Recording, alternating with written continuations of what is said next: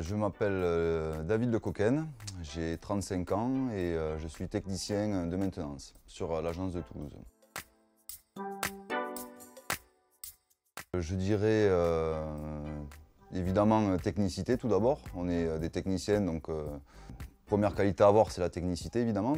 L'adaptation, parce qu'on a un métier qui varie beaucoup et il faut savoir s'adapter justement à diverses situations. Et après évidemment la sécurité, car chez Otis forcément c'est la priorité.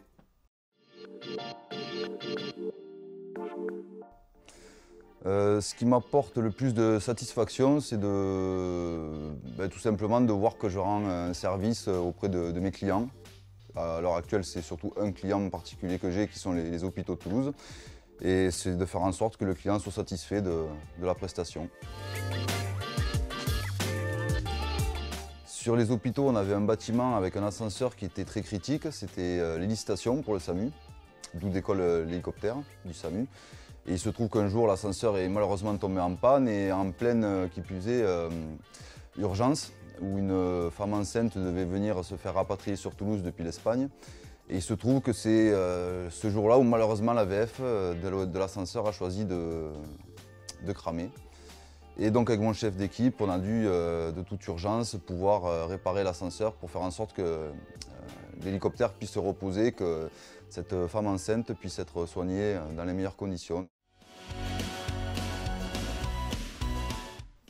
Si, j'ai une anecdote sur la mairie de Toulouse, dans un musée de la ville, où il y avait eu un système, on va dire, de sécurité assez étonnant, où tout simplement j'arrivais pour faire des travaux sur un ascenseur quand j'étais réparateur.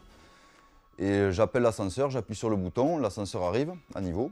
Et là, les portes s'ouvrent et je m'aperçois qu'en fait, tout simplement, il y a un agent de sécurité qui est stationné dans l'ascenseur, sur une chaise. Et j'avais trouvé ça assez original, en effet, toute la journée. Donc le monsieur était resté avec moi dans l'ascenseur.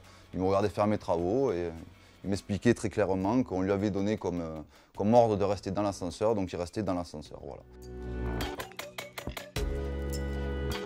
Le métier est très varié et notre société Otis nous offre la chance de quand même pouvoir évoluer. J'en suis moi-même le fruit. Je suis rentré en tant qu'apprenti chez Otis et je suis peut-être en passe maintenant de passer chef d'équipe. Donc c'est une boîte qu'en effet je conseille à tout le monde parce qu'on retrouve un esprit quand même qui est relativement familial, malgré le fait que ce soit la plus grosse société dans le monde, le numéro 1. Donc c'est vrai qu'au début on peut avoir un petit peu peur de n'être qu'un numéro, mais au final on ressent vraiment une notion d'appartenance à cette grande famille qu'est Otis.